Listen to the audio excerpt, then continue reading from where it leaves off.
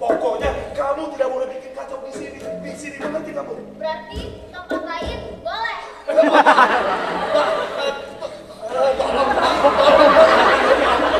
Tolong nih. Sudah. Ayo kita pindah tempat di sebelah saja. Kalau di sebelah boleh. Sudah, kita pindah dulu.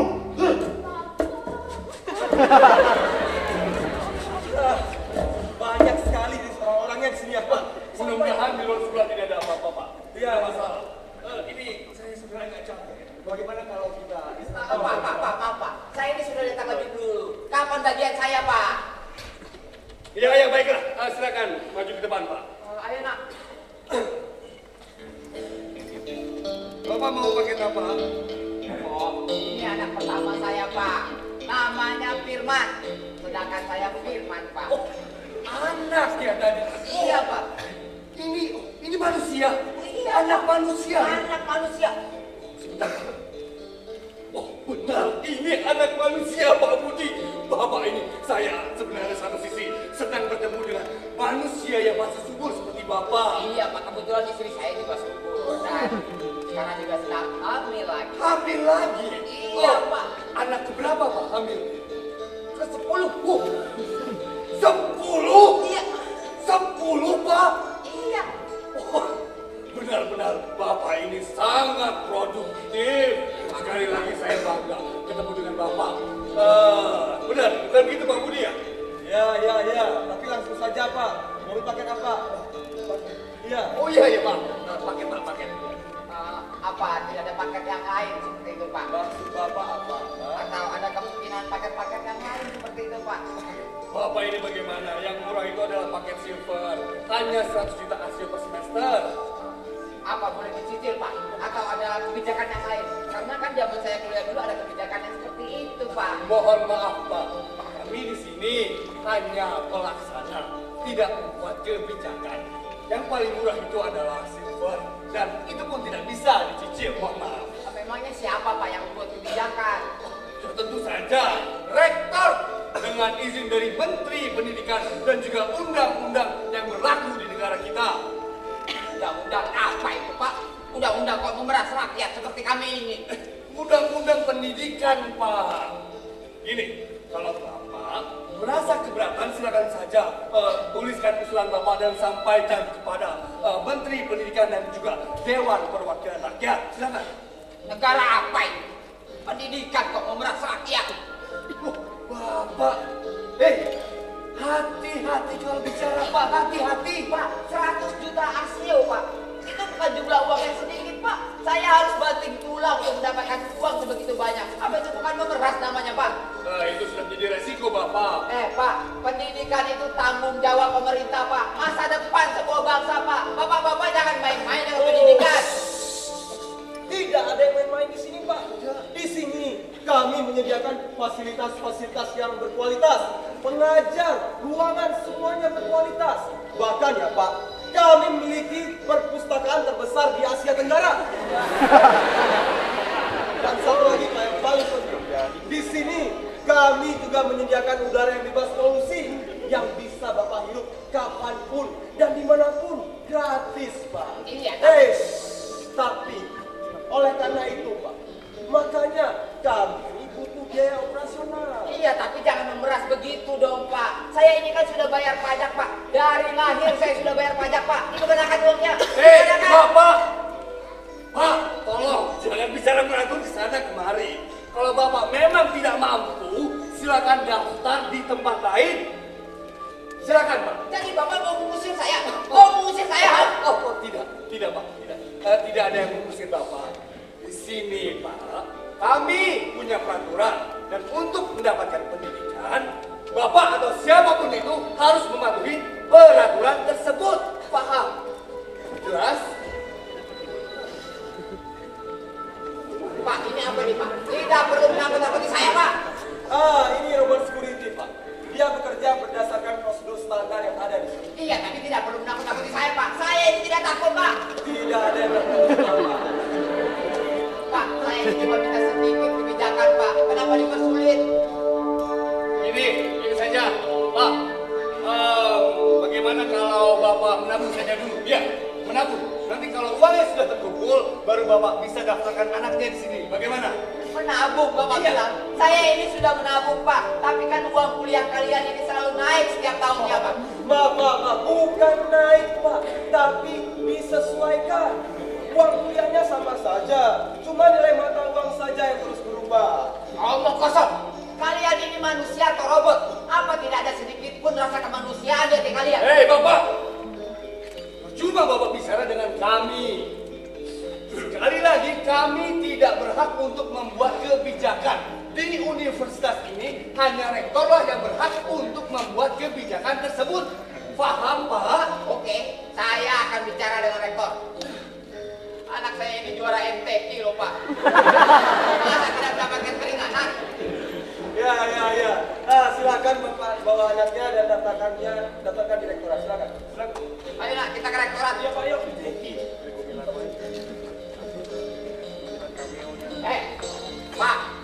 Pak, Bapak jangan kemana-mana ya. Saya akan kembali lagi ke sini. Kalau saya tidak bisa ketemu dengan rektor. Ya, silakan Pak, silakan. Tolong diantar. Siap. Tidak usah diantar, Pak. Saya tahu jalannya ke sana. Ayo nak.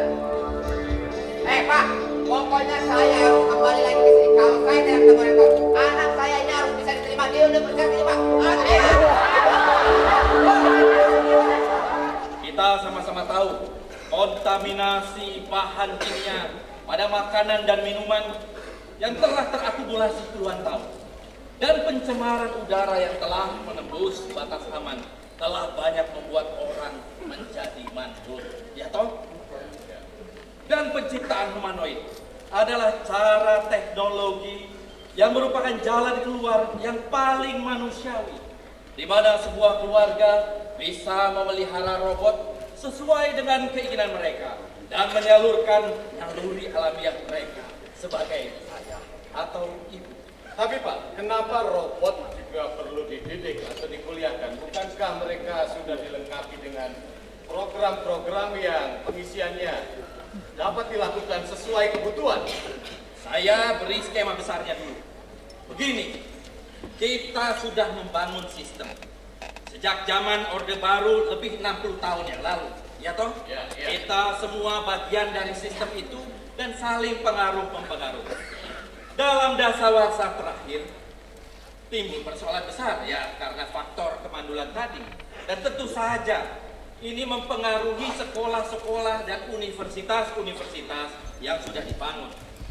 Sampai tahun 2023, semua lembaga pendidikan ini penuh sesak. Bahkan pemerintah memutuskan untuk mencabut subsidi. Tapi seperti Anda tahu, perkembangan berikutnya tidak terlalu menggembirakan. Ya toh? Taman kanak-kanak mulai kosong. Sekolah-sekolah dasar kehilangan murid sampai ke tingkat universitas. Tahun 2025, kami hanya menerima 5.000 mahasiswa. Padahal fasilitas yang kami miliki dipersiapkan untuk menampung 50.000 mahasiswa. Dan ini tidak hanya terjadi di sini, tapi hampir di semua universitas. Nah, agar persoalan yang ada ini tidak menimbulkan masalah-masalah lain yang lebih besar, pemerintah akhirnya melarang distributor humanoid untuk memasarkan program-program siap pakai. Dan ternyata dampaknya bagi para orang tua sangat positif, baik secara psikologis maupun secara sosial, karena mereka dapat berperan sebagai ayah dan ibu dalam mendidik anak-anak mereka. Jadi apakah dapat saya katakan bahwa semua ini hanya cara untuk mempertahankan status quo agar sistem ekonomi yang dibangun tidak runtuh? Begitu Pak? Bukan hanya ekonomi, tapi sosial, budaya, politik, hukum, semuanya. Pendidikan adalah perputaran uang nomor 2 terbesar setelah makanan, ya toh? Ya. Jadi bayangkan apa yang terjadi kalau perputaran ini macet. Semua tatanan masyarakat akan terganggu. Jadi yang kami lakukan dengan membuka program pendidikan bagi humanoid dapat dianggap sebagai satu cara agar bangunan yang kita diami ini tidak runtuh. Apa itu bukan berarti melakukan kebohongan publik Pak Yoga? Maksud Anda? Iya, begini. Teknologi telah memungkinkan kita untuk memiliki humanoid yang program-programnya dapat diisi dengan cara yang lebih mudah dan praktis. Produsen, pembuat, dan penghasil robot dapat melakukannya secara lebih cepat dan lebih massal. Jadi dengan demikian, pendidikan yang ditawarkan di sekolah atau universitas boleh dibilang hanya sandiwara yang dilakukan agar kapitalisme tidak runtuh. Begitu Pak ya? Boleh saya minum dulu? Ya, silakan.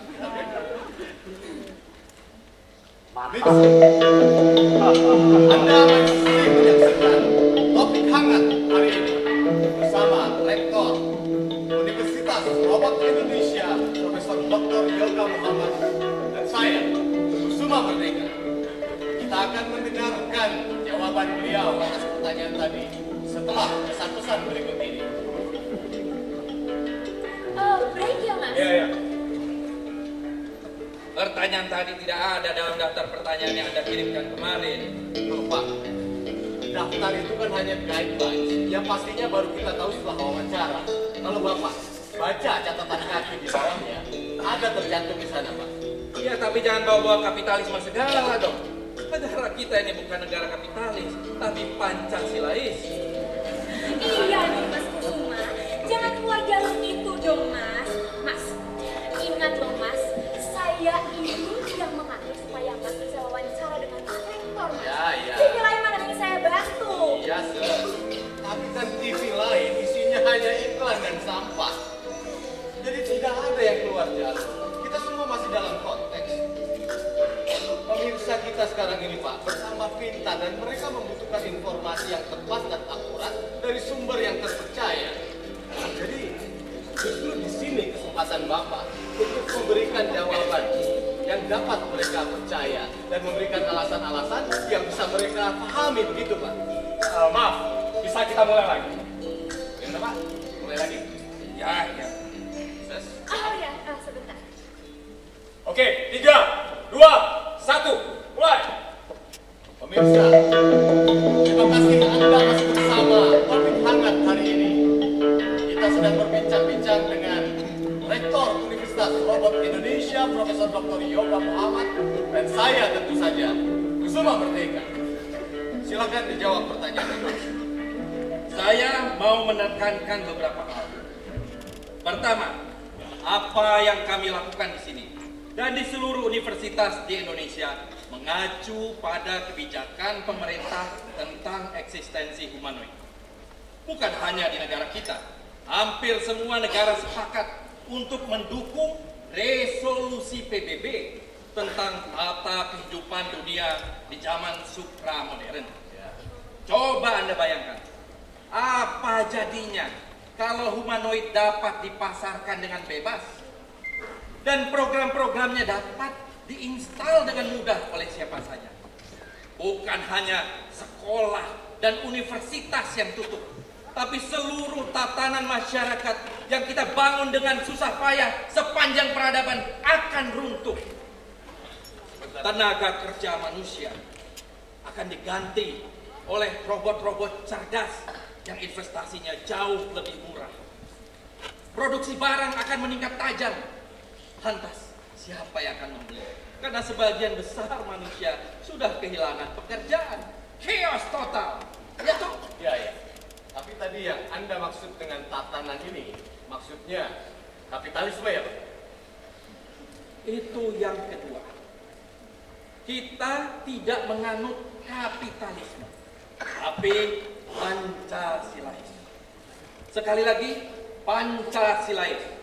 Kapitalisme itu kan ibarat. Di sini ya tidak. Di sini Pancasilaisme. Ya toh? Ya.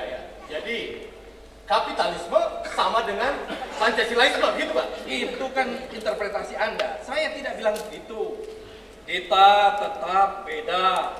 Kita tetap mempunyai azas kekeluargaan, gotong royong, dan tentu saja musyawarah untuk mencapai mufakat. Intinya, kita tidak pernah menelan bulat-bulat apa yang datang dari barat. Selalu kita modifikasi, selalu kita sesuaikan. Sebuah sistem yang sudah utuh, kalau dimodifikasi atau disesuaikan, bukankah justru akan merusak masyarakat yang menganutnya? Kita ambil contoh, Pak. Apa jadinya dengan demokrasi kalau dicampur atau digabung dengan asas kekeluargaan? Wah, kita bisa berdebat sampai pagi dan tidak akan selesai mengenai hal ini. Begini, yang saya sampaikan adalah apa yang sudah digariskan oleh pemerintah. Kalau Anda baca sejarah, sudah sejak awal, ya kita sudah begini, ya toh? Jadi berhentilah memperdebatkan segala macam istilah yang hanya membuat kepala kita pusing sendiri. Loh, Pak, sebagai warga kampus, bukankah Bapak seharusnya mengembangkan sikap kritis? Loh, kalau kita tidak mengkritik, bukan berarti kita tidak kritis. Tidak toh? Ya, baiklah. Kita lanjutkan lagi, Pak. Oke, yang ketiga, saya keberatan kalau Anda mengatakan sekolah dan universitas hanya sandiwara. Ini bukan Shakespeare, ini pendidikan. Saya bukan aktor, tapi rektor. Jadi jangan ikut-ikutan provokator yang memang pikirannya sudah kotor, ya toh? Bapak bisa saja. Jadi tidak ada itu sandiwara. Kami di sini semua serius. Ada penjelasan logis untuk setiap keputusan dan tindakan. Coba Anda bayangkan, apa jadinya fasilitas-fasilitas yang dibangun di sekolah-sekolah dan di universitas-universitas itu tidak terpakai. Mubazir, berapa besar kerugiannya? Berapa banyak guru-guru dan dosen yang harus kehilangan pekerjaan, padahal tingkat pengangguran sudah begitu tinggi. Berapa banyak keluarga yang harus terlantar. Dan ketika anak manusia ingin dan perlu pendidikan, biayanya sudah terlanjur mahal karena biaya operasional pendidikan sudah memang tinggi. Lalu ketika sekolah-sekolah dan universitas-universitas itu akhirnya tutup, kemana mereka akan mencari pendidikan? Bangsa ini akan mandek, stagnan, bangkrut. Pasti Anda tidak memikirkan sampai ke sana, ya toh? Apa itu tidak terlalu didramatisir, Pak Yoga? Saya yakin seleksi alam pasti akan terjadi dengan sendirinya. Seleksi alam memang sudah dan sedang terjadi. Yang kita hadapi adalah revolusi teknologi. Jadi yang kami lakukan adalah bagaimana korban yang jatuh dapat diminimalisir. Oke. Yang terakhir, hal yang terakhir. Kalau apa yang kami lakukan ini adalah atau dapat dianggap sebagai satu usaha untuk mempertahankan status quo, ya silakan saja. Tapi kami tetap berusaha agar apa yang kami lakukan adalah berbuat yang terbaik bagi bangsa. Baik. Kita break lagi, Pak. Oke. Pemirsa, Anda masih menyaksikan topik hangat hari ini, bincang-bincang dengan Rektor Universitas Robot Indonesia, Profesor Dr. Yoga Muhammad dan saya, Kusuma Merdeka. Kita akan kembali lagi setelah beberapa pesan berikut ini. Mas, break? Iya, Susu. Satu sesi lagi, Pak ya. Ya, tapi Anda jangan menyudutkan saya terus dong. Iya nih Mas Kusuma, pertanyaannya jangan menjurus begitu dong Mas. Proses. Tugas saya di sini untuk membuat pertanyaan yang kritis supaya acara ini tetap menarik. Saya cuma orang mereka. Sulit. Tidak bisa, Pak. Pak Rektor tidak bisa diganggu. Saya rektor ini masalah penting. Saya akan menunggu di sini sampai besok pulang acara dulu. Terus, dilihat, ada apa ini? Dan bos,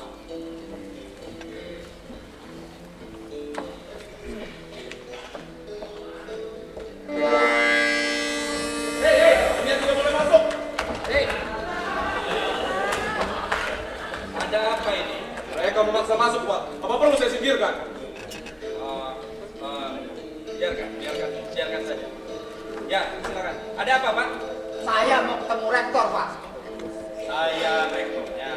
Tapi kami sedang ada syuting wawancara. Jadi silakan Bapak menunggu atau daftar dulu di resepsionis. Nanti Bapak akan dipanggil. Oh sudah Pak, dari minggu kemarin, tapi tidak dipanggil-panggil Pak. Makanya saya nekat ke sini Pak. Mulai bagian pendaftaran, saya disuruh menemui Bapak. Loh, kalau mau mendaftar tidak perlu ketemu saya Pak. Memang mereka yang menangani. Tapi kita bagian pendaftaran, saya disuruh menemui Bapak Pak. Mas Kusuma, ada di sini Mas? Ini Bapak yang minggu lalu kita wawancara ya? Iya. Iya Mas. Pak, Bapak ini orang yang sudah langka di negara kita. Dia masih subur dan punya 9 orang anak.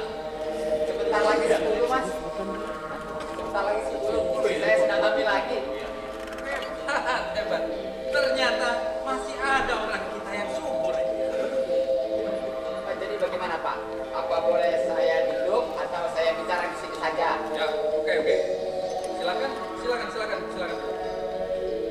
Jangan lama-lama ya.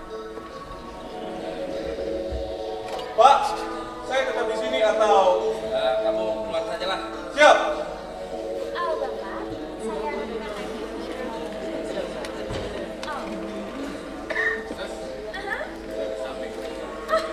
Ke samping tarik Bukan, maksud saya keluar dari frame. Iya. Ini tidak apa-apa kan Pak? Biar jadi latar belakang kegiatan Bapak sehari-hari. Silakan saja ya. Dan maaf Pak, saya lupa.